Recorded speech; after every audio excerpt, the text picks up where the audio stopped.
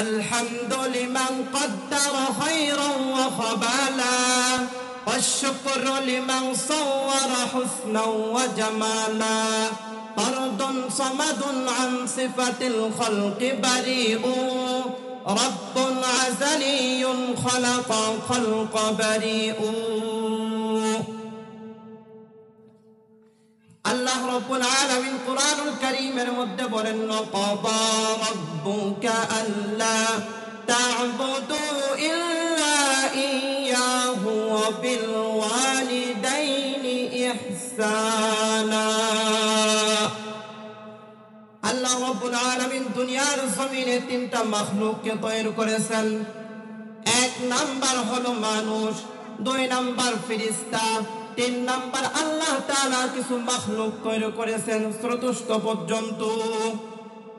ফেরেশতাদেরকে আল্লাহ তাআলা শুধু একটা জিনিস দিয়েছেন, সেই জিনিসটার নাম হলো আকল। আর মাখলুককে দুইটা জিনিস দিয়েছেন, একটা জিনিসের নাম হলো খাবার চাহিদা, আর দুই নাম্বার হলো তাদের খায়েশাত যৌন চাহিদা দিয়েছেন। আর মানুষদেরকে আল্লাহ রাব্বুল আলামিন তিনটা জিনিস দিয়েছেন, এক নাম্বার হলো আকল দিয়েছেন, দুই নাম্বার খাবার চাহিদা দিয়েছেন, তিন নাম্বার আল্লাহ রাব্বুল আলামিন মানুষদেরকেও খায়েশাত দিয়েছেন। এই তিনটা গুণে গুণান্বিত যে সমস্ত প্রাণী, যে সমস্ত জাতি, আমার আল্লাহ বলেন এদেরকে আমি আল্লাহ তৈরি করেছি একমাত্র আমার ইবাদতের জন্য। সূরাতুজ জারিয়ার 26-56 নম্বর আয়াতে আল্লাহ রাব্বুল আলামিন বলেন ওয়ামা খালাকাতুল জিন্না ওয়াল ইনসা ইল্লা লিয়াবুদুন। আমি আল্লাহ রাব্বুল আলামিন দুনিয়ার জমিনে জিন এবং ইনসানকে আমার ইবাদত করার জন্য বানাইছি। সূরাত বনি ইসরাঈলের মধ্যে বলেন ওয়াকাদা রাব্বুকা আল্লা তা'বুদু ইল্লা ইয়্যাহু ওয়া বিল ওয়ালিদাইনি ইহসানা। বলে আমি আল্লাহ নির্দেশ দিয়েছি, আদেশ করেছি, সর্বপ্রথম আমি আল্লাহর ইবাদত করতে হবে। আল্লাহ রাব্বুল আলামিন আমাদেরকে সৃষ্টি করেছেন একমাত্র মহান রব্বে কারীমের ইবাদত করার জন্য, ঠিক কিনা বলেন? অন্য কারো ইবাদত করা যাবে না।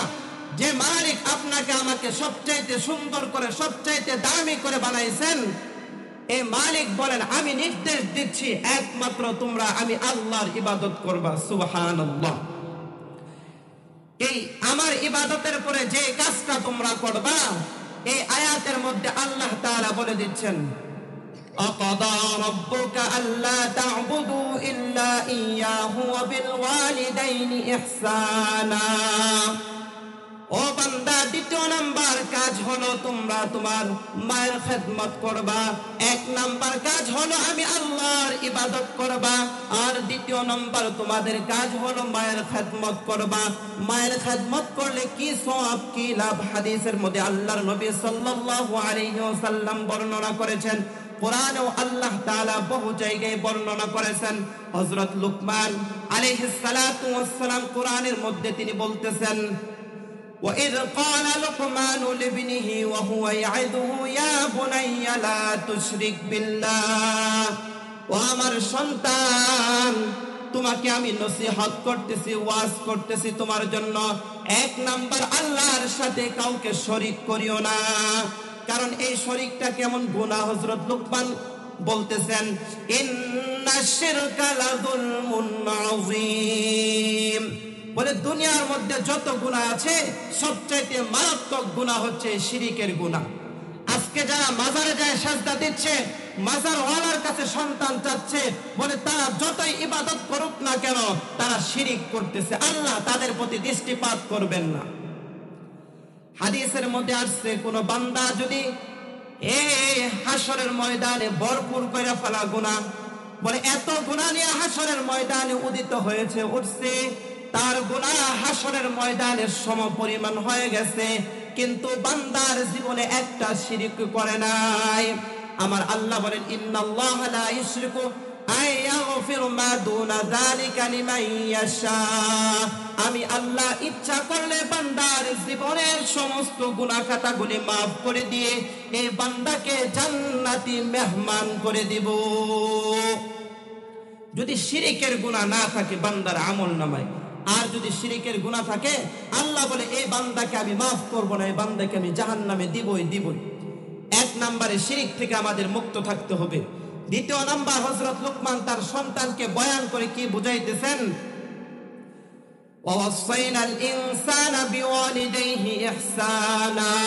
দ্বিতীয় নাম্বার ওয়াজ হলো, হে আমার সন্তান, হে বৎস, পিতামাতার সাথে ভালো ব্যবহার করো, সৎ ব্যবহার করো।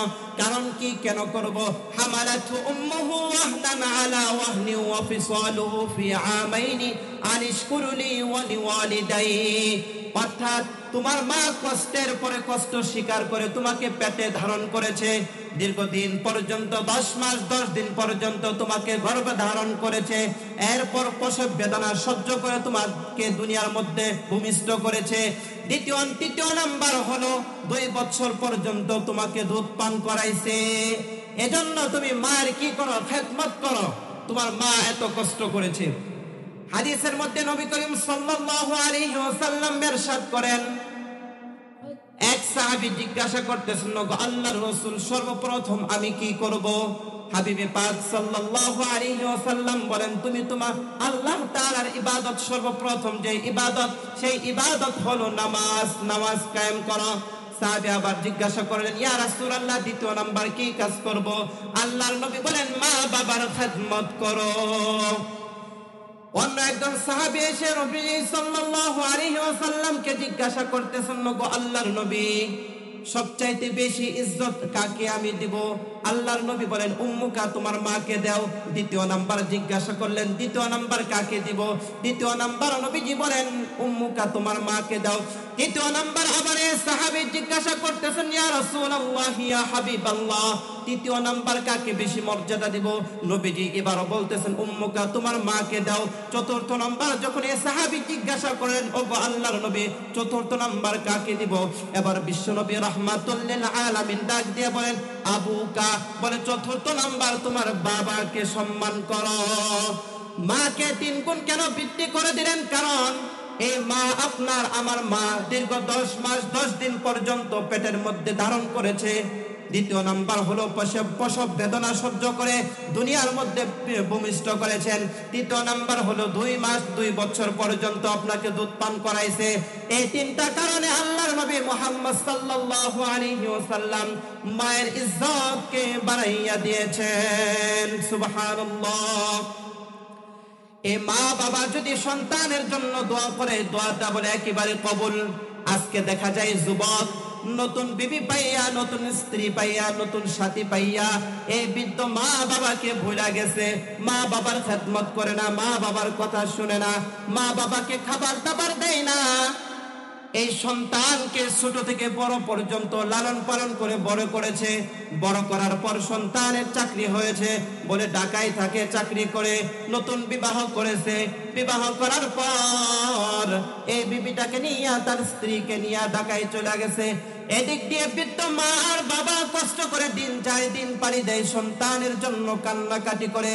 কিন্তু সন্তান একটা বারের জন্য এই বৃদ্ধ মা বাবার জন্য কখনো খেয়াল করে না, আমার মা কিভাবে বাড়ির ভিতরে চলতেছে, গ্রামের বাড়িতে আমার বাবা কিভাবে চলতেছে, এই কথা কোনোদিন চিন্তা করে না।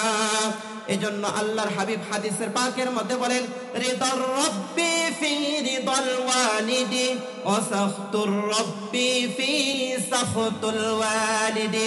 কোন সন্তানের প্রতি যদি তার পিতামাতা অসন্তুষ্ট থাকে, বলে আমার আল্লাহ এই সন্তানের উপরে অসন্তুষ্ট থাকবে।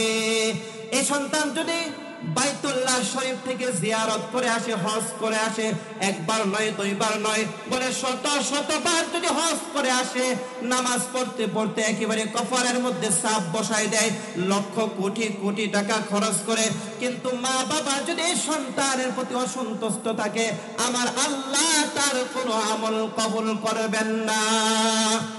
এজন্য সন্তানের সবচাইতে বড় পীর হলো মা আর বাবা, ঠিক কিনা বলেন?